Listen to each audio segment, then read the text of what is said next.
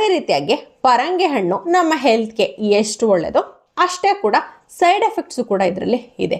ಅದು ಯಾವಾಗ ಅಂತಂದ್ರೆ ಕೆಲವೊಂದು ಹೆಲ್ತ್ ಕಂಡೀಷನ್ಸು ಇದ್ದಾಗ ನಮ್ಮ ತಜ್ಞರು ಕೆಲವೊಂದು ಹೆಲ್ತ್ ಕಂಡೀಷನ್ಸ್ನಲ್ಲಿ ಪರಂಗಿ ಹಣ್ಣನ್ನ ತಿಂದೇ ಇರೋದೇ ಒಳ್ಳೇದು ಅಂತ ಹೇಳಿದ್ದಾರೆ.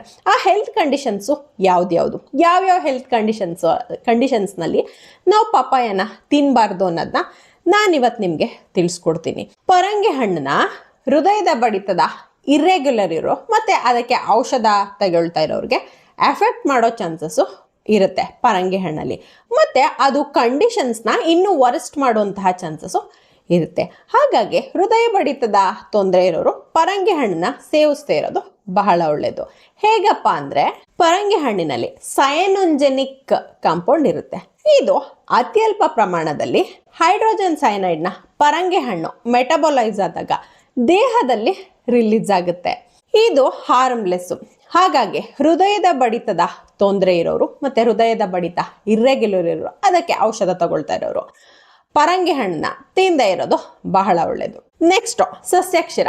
ಈ ಸೌತೆಕಾಯಿನ ಕಿತ್ತಾಗ ಮತ್ತೆ ಕಳ್ಳಿ ಗಿಡದಲ್ಲಿ ಹಾಗೆ ಪರಂಗಿ ಹಣ್ಣನ್ನ ನಾವು ಆ ಗಿಡದಿಂದ ಮುರಿದಾಗ ಒಂದು ರೀತಿಯ ಬಿಳಿಯ ದ್ರವ ಬರುತ್ತೆ, ನೀವೆಲ್ಲ ನೋಡಿರ್ತೀರ.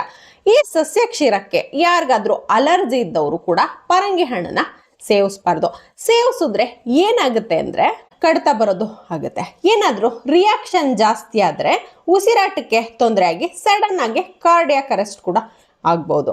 ಹಾಗಾಗಿ ಈ ಸಸ್ಯಕ್ಷೀರಕ್ಕೆ ಯಾರಿಗಾದ್ರೂ ಅಲರ್ಜಿ ಇರೋರು ಕೂಡ ಪಪಾಯ ಹಣ್ಣನ್ನ ಸೇವಿಸ್ತಾ ಇರೋದು ಬಹಳ ಒಳ್ಳೆಯದು. ನೆಕ್ಸ್ಟ್ ಸಾಮಾನ್ಯವಾಗಿ ಇದು ನಿಮ್ಮೆಲ್ಲರಿಗೂ ಗೊತ್ತು, ಗರ್ಭಿಣಿಯರಿಗಂತೂ ಪಪಾಯ ಹಣ್ಣನ್ನ ಯಾರು ಕೊಡೋದೇ ಇಲ್ಲ ಮತ್ತೆ ಗರ್ಭಿಣಿಯರು ಕೂಡ ತಿನ್ನಕ್ಕೆ ತುಂಬಾ ಹೆದರುತ್ತಾರೆ. ಅದೇ ರೀತಿಯಾಗಿ ಮಕ್ಕಳು ಮಾಡ್ಕೊಳ್ಬೇಕು ಅಂತ ಬಯಸ್ತಾ ಇರೋ ದಂಪತಿಗಳು ಕೂಡ ಪಪಾಯ ಹಣ್ಣ ತಿನ್ನಲ್ಲ. ಈ ಹಣ್ಣಾಗದೇ ಇರುವಂತಹ ಪಪಾಯ ಅಥವಾ ಅರ್ಧಂಬರ್ಧ ಹಣ್ಣಾಗಿರೋದ್ರಲ್ಲಿ ಈ ಸಸ್ಯಕ್ಷೀರ ಮತ್ತೆ ಪಪಾಯಿನ ಎಂಜೈಮು ಜಾಸ್ತಿ ಇರುತ್ತೆ. ಇದು ಗರ್ಭಕೋಶನ ಸ್ಟಿಮ್ಯುಲೇಟ್ ಮಾಡಿ ಯೂಟ್ರೈನ್ ಕಾಂಟ್ರಾಕ್ಷನ್ಸ್ನ ಉಂಟು ಮಾಡಿ ಅವಧಿ ಪೂರ್ವ ಹೆರಿಗೆ ಆಗುವಂತೆ ಮಾಡುತ್ತೆ. ಹಾಗಾಗಿ ಗರ್ಭಿಣಿಯರು ಕೂಡ ಪಪಾಯ ಹಣ್ಣ ತಿನ್ನೋದು ಅಷ್ಟೊಂದು ಸೇಫ್ ಅಲ್ಲ. ಆದರೆ ಕೆಲವರು ಹೇಳ್ತಾರೆ ಹಣ್ಣಾಗಿರುವಂಥದ್ದು ತಿಂದರೆ ಏನೂ ಆಗಲ್ಲ ಅಂತ. ಬೇಡ, ತಾಯಿಯ ಆರೋಗ್ಯ ಮತ್ತು ಹೊಟ್ಟೆಯಲ್ಲಿರುವಂತಹ ಮಗುವಿನ ಆರೋಗ್ಯದ ದೃಷ್ಟಿಯಿಂದ ಪಪಾಯಿ ಹಣ್ಣಾಗಿರೋದನ್ನ ತಿನ್ನೋದು ಕೂಡ ಒಳ್ಳೆಯದಲ್ಲ. ಪರಂಗಿ ಹಣ್ಣಲ್ಲಿ ಏನೇನು ಕಂಟೆಂಟ್ಸ್ ಇರುತ್ತಪ್ಪ ಅಂತಂದರೆ ವಿಟಮಿನ್ ಎ, ಸಿ, ಇ ಮತ್ತು ಆ್ಯಂಟಿ ಆಕ್ಸಿಡೆಂಟ್ಸು, ಹಾಗೆ ಪಚನ ಕ್ರಿಯೆಗೆ ಸಹಾಯ ಮಾಡುವಂತಹ ಪಪಾಯಿನ್ ಎಂಜೈಮ್ ಇರುತ್ತೆ.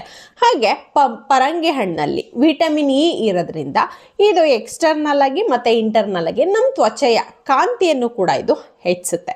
ಹಾಗೆ ಪರಂಗಿ ಹಣ್ಣಲ್ಲಿ ವಿಟಮಿನ್ ಸಿ ರಿಚ್ ಆಗಿರೋದ್ರಿಂದ ಇದು ನಮ್ಮ ದೇಹದಲ್ಲಿ ಇಮ್ಯುನಿಟಿನ ಬೂಸ್ಟ್ ಮಾಡಿ ರೋಗ ನಿರೋಧಕ ಶಕ್ತಿನ ಕೂಡ ಹೆಚ್ಚಿಸುತ್ತೆ. ಹಾಗೆ ಇದರಲ್ಲಿ ವಿಟಮಿನ್ ಎ ಇರೋದ್ರಿಂದ ಕಣ್ಣಿನ ಆರೋಗ್ಯಕ್ಕೆ ಬಹಳ ಒಳ್ಳೆಯದು. ಹಾಗೆ ಹೆಚ್ಚು ಹೊತ್ತು ಫೋನ್ನ ಬಳಸೋರು, ಲ್ಯಾಪ್ಟಾಪ್ ಮುಂದೆ ಕೂತು ಕೆಲಸ ಮಾಡೋರು ಪಪಾಯ ಹಣ್ಣನ್ನು ವಾರಕ್ಕೆ 2 ದಿನ ತಿನ್ನೋದು ಕೂಡ ಅವರ ಕಣ್ಣಿನ ಆರೋಗ್ಯಕ್ಕೆ ಬಹಳ ಒಳ್ಳೆಯದು. ಪರಂಗಿ ಹಣ್ಣಲ್ಲಿ ವಿಟಮಿನ್ ಸಿ ಜಾಸ್ತಿ ಇರುತ್ತೆ ಅಂತ ನಾನು ನಿಮಗೆ ಆವಾಗಲೇ ಹೇಳಿದೆ. ನಮ್ಮ ದೇಹದಲ್ಲಿ ಎಕ್ಸೆಸ್ ವಿಟಮಿನ್ ಸಿ ಆಕ್ಸಿಲೇಟ್ಸ್ ಆಗಿ ಕನ್ವರ್ಟ್ ಆಗುತ್ತೆ. ಇದೇನಾದರೂ ಕ್ಯಾಲ್ಸಿಯಂ ಜೊತೆ ಬೈಂಡ್ ಆದರೆ ಕಿಡ್ನಿ ಸ್ಟೋನು ಆಗುತ್ತೆ. ಹಾಗೆ ಆಲ್ರೆಡಿ ಏನಾದರೂ ಕಿಡ್ನಿ ಸ್ಟೋನ್ಗೆ ಟ್ರೀಟ್ಮೆಂಟ್ ತಗೊಳ್ತಾ ಇರೋರು, ಅದೇ ರೀತಿಯಾಗಿ ವರ್ಷಕ್ಕೊಂದ್ಸಲ ಅಥವಾ 2 ಸಲ ಕಿಡ್ನಿ ಸ್ಟೋನು ಕೆಲವ್ರಿಗೆ ಪದೇ ಪದೇ ಅದರಲ್ಲೂ ಬೇಸಿಗೆ ಸಮಯದಲ್ಲಿ ಬರ್ತಾನೆ ಇರುತ್ತೆ. ಇಂಥವರು ಕೂಡ ಪರಂಗಿ ಹಣ್ಣನ್ನ ತಿಂದೇ ಇರೋದು ಬಹಳ ಒಳ್ಳೆಯದು. ನೆಕ್ಸ್ಟ್ ಹೈಪೋಥೈರಾಯ್ಡಿಸಮ್ ಅಲ್ಲಿ ಥೈರಾಯ್ಡ್ ಗ್ರಂಥಿಯಿಂದ ಥೈರಾಯ್ಡ್ ಹಾರ್ಮೋನ್ ಉತ್ಪತ್ತಿ ಕಡಿಮೆ ಆಗುತ್ತೆ. ಆಗ ಸುಸ್ತಾಗೋದು, ಚಳಿನ ತಡೆಯಕ್ಕೆ ಆಗದೆ ಇರೋದು, ಮಸಲ್ ವೀಕ್ನೆಸ್ ಆಗೋದು ಮತ್ತೆ ಹಾರ್ಟ್ ರೇಟು ಕಡಿಮೆ ಆಗೋದು, ಚರ್ಮ ಒಣಗಿದಂತೆ ಆಗೋದು ಆಗುತ್ತೆ. ಹಾಗಾಗಿ ಈ ಹೈಪೋಥೈರಾಯ್ಡಿಸಮ್ ಇರೋರು ಪಪಾಯ ಹಣ್ಣನ್ನ ತಿಂದಾಗ ಈ ಮೇಲೆ ಹೇಳಿದಂತಹ ಲಕ್ಷಣಗಳು ಇನ್ನೂ ಜಾಸ್ತಿ ಆಗುವಂತಹ ಚಾನ್ಸಸ್ ಇರುತ್ತೆ. ಹಾಗಾಗಿ ಹೈಪೋಥೈರಾಯ್ಡಿಸಮ್ ಇರೋರು ಕೂಡ ಪಪಾಯ ಹಣ್ಣನ್ನ ಸೇವಿಸದೇ ಇರೋದು ತುಂಬಾ ಸೇಫ್ ಅಂತಾನೆ ಹೇಳ್ಬೋದು. ನೀವು ಅನ್ಕೊಳ್ಬೋದು, ಇವ್ರಿಗೇನು ಮಾಡೋಕ್ಕೆ ಕೆಲಸ ಇಲ್ವಾ, ಒಂದು ಪದಾರ್ಥನ ತಿನ್ನಿ ಅಂತಾರೆ, ಒಂದು ಪದಾರ್ಥನ ತಿನ್ನಬೇಡಿ ಅಂತಾರಲ್ಲ ಅಂತ. ಹೌದು, ಕೆಲವೊಂದು ಹೆಲ್ತ್ ಕಂಡೀಷನ್ಸು ಇದ್ದಾಗ ಕೆಲವೊಂದು ಪದಾರ್ಥಗಳಿಂದ ಸೈಡ್ ಎಫೆಕ್ಟ್ಸ್ ಆಗುವಂತಹ ಚಾನ್ಸಸ್ಸು ಬಹಳನೇ ಇರುತ್ತೆ. ಹಾಗಾಗಿ ನಾವು ಆ ಹೆಲ್ತ್ ಕಂಡೀಷನ್ಸ್ ಇದ್ದಾಗ ಕೆಲವೊಂದು ಪದಾರ್ಥಗಳನ್ನ ಅವಾಯ್ಡ್ ಮಾಡೋದ್ರಿಂದ ನಮ್ಮ ಆರೋಗ್ಯಕ್ಕೆ ಬಹಳ ಒಳ್ಳೆಯದು. ಹಾಗಾಗಿ ಈ ಪಪಾಯ ಹಣ್ಣು ಆರೋಗ್ಯಕ್ಕೆ ಒಳ್ಳೆಯದು ಅಂತ ಅಷ್ಟೇ ಎಲ್ರಿಗೂ ಗೊತ್ತಿರೋದು. ಇದರಿಂದ ಕೆಲವೊಂದು ಕಾಯಿಲೆ ಇದ್ದರೆ ಅದಕ್ಕೆ ಸೈಡ್ ಎಫೆಕ್ಟ್ಸ್ ಕೂಡ ಆಗುತ್ತೆ ಅಂತ ಗೊತ್ತಿರಲ್ಲ. ಹಾಗಾಗಿ ನಾನು ಅದ್ರ ಬಗ್ಗೆ ನಿಮಗೆ ತಿಳಿಸ್ಕೊಟ್ಟಿದ್ದೀನಿ. ಈ ವಿಡಿಯೋ ನಿಮಗೆ ಇಷ್ಟ ಆಗಿದೆ ಅಂತ ಭಾವಿಸಿದ್ದೀನಿ. ಇಷ್ಟ ಆಗಿದ್ರೆ ಇಂದ್ರಾಣಿ ಧ್ರುವಸ್ ಯೂಟ್ಯೂಬ್ ಚಾನಲ್ನ ಸಬ್ಸ್ಕ್ರೈಬ್ ಮಾಡ್ಕೊಳ್ಳಿ, ಲೈಕ್ ಮಾಡಿ, ಶೇರ್ ಮಾಡಿ, ಕಮೆಂಟ್ ಮಾಡಿ. Thank you.